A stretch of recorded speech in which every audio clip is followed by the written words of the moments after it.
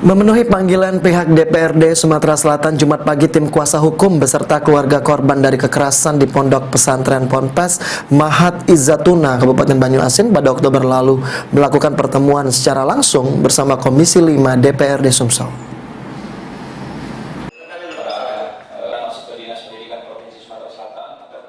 Memenuhi panggilan pihak DPRD Sumsel, Jumat pagi tim kuasa hukum beserta keluarga korban dari kekerasan di Pondok Pesantren Ponpes Mahat Izzatuna, Kabupaten Banyuasin pada Oktober lalu melakukan pertemuan secara langsung bersama Komisi 5 DPRD Sumatera Selatan.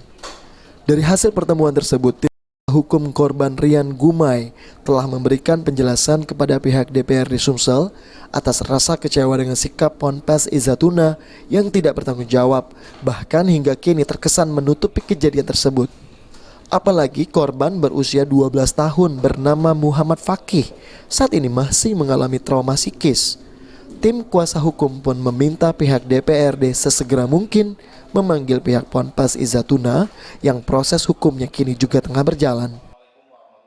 Hadiran kami tim kuasa hukum 10 ada panggilan dari Komisi 5 DPRD Sumsel perihal pengaduan yang sudah kami masukkan. Jadi kami terima kasih kepada DPRD Sumsel. Pengaduan tadi ditindaklanjuti dan kami menyampaikan secara menyeluruh perihal permasalahan ini, terkhusus ranah kewenangan DPRD Sumsel untuk kiranya dapat mengeluarkan rekomendasi tentang pengawasan dunia pendidikan dan terkhusus mengenai larangan kekerasan yang ada di lingkungan pendidikan di Ponpes Izzatuna, yang korbannya ini ponakan kami Ananda Fakih, dan secara terpisah upaya hukum pidana sedang berjalan di Polda Sumsel. Oke, untuk kondisi terkini korban sendiri seperti apa nih? Kondisi terkini korban masih mengalami trauma dan sejak kejadian dugaan tindak pidana yang dilakukan sampai dengan hari ini korban belum sekolah karena mengalami trauma healing yang kemudian diperkuat dari keterangan psikolog dari Dinas PPA Sumatera Selatan dari Pemprov. Oke, harapan kita nih ke depan dengan berjalannya proses ini.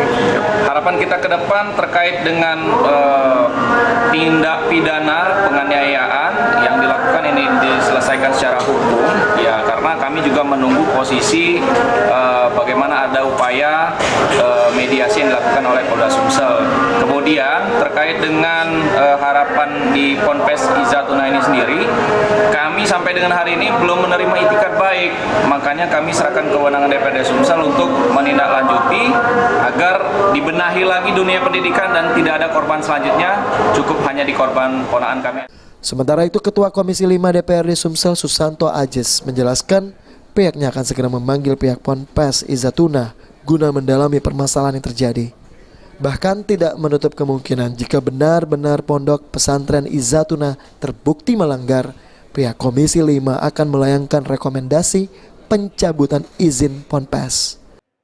Ke depan, sesuai dengan kesepakatan kita akan memanggil pihak-pihak yang punya keterlibatan secara langsung atau tidak langsung, ya.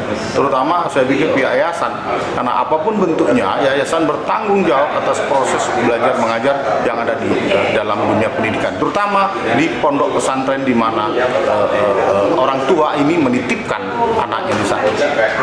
Jika nanti terbukti Pak ada suatu pelanggaran, adakah sanksi Pak yang akan diberikan kepada dia? Kita berprinsip bahwa kita tidak akan gegabah untuk itu. Artinya jangan sampai nila setitik rusak susu sebelanga. Artinya ketika ini tanggung jawabnya adalah secara personal dan itu bisa diselesaikan secara damai, kita akan anjurkan untuk seperti itu.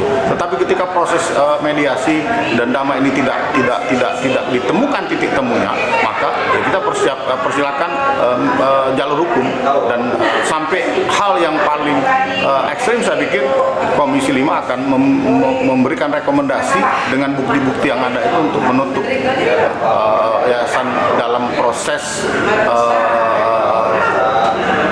di mana yayasan ini selama ini diberikan untuk proses. Okta Alfari, Zipal TV.